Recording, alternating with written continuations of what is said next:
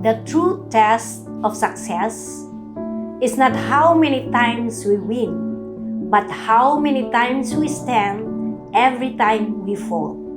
Indeed, by the very words of Confucius, our greatest glory is not in never failing, but in rising every time we fall.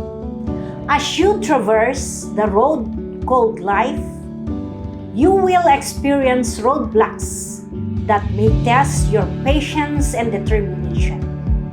But this should not hinder you from finishing the race and reaching the pit stop. To the incredible graduates of 2022, who are the living testament to the power of resilience in attaining success, allow me to express my sincerest and utmost congratulations on your well-deserved victory. You have finally reached this point where all your hard work and perseverance will be recognized. The global threat of the COVID-19 pandemic is the most extensive and most stressful year in the lives of all students. Yet, it never dampens your determination to achieve greater heights and leave a lasting legacy. With this, I applaud the graduates who have rightfully earned their success despite the never-ending challenges posed by this pandemic. You have exemplified unbelievable strength and resilience for completing your studies and overcoming the countless adversities along the way.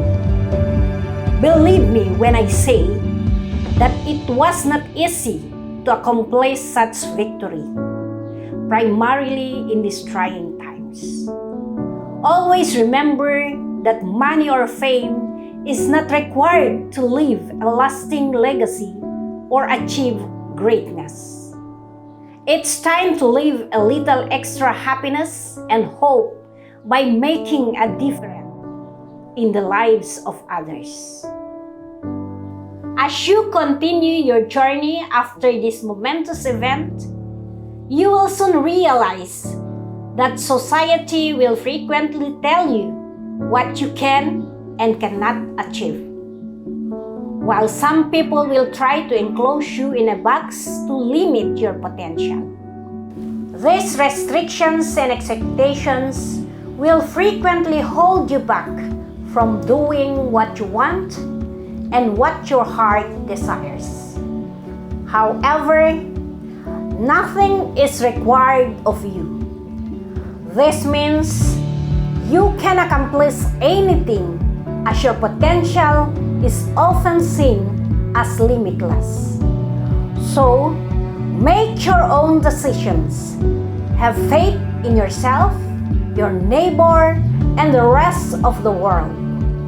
After all, you're braver than what you think, tougher than what you appear, and smarter than what you realize.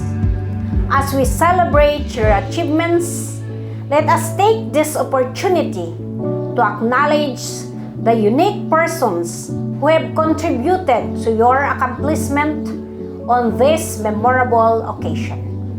Let us all thank the outstanding faculty members for carrying on the DepEd's unequaled heritage of excellence.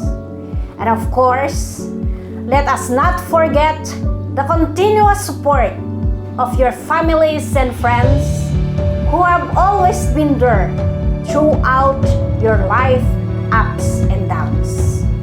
Learning to cultivate resilience in the face of life hardships constantly is a quality you have acquired throughout your education.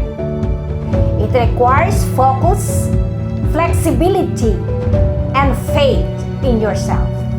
And now that you have succeeded, you are significantly more potent in practically every regard, able to withstand the storms of life and emerge more fulfilled and confident.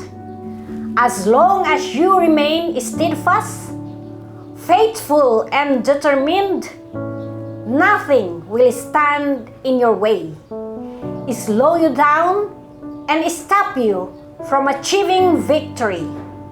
Congratulations! Thank you very much, and may God bless us all.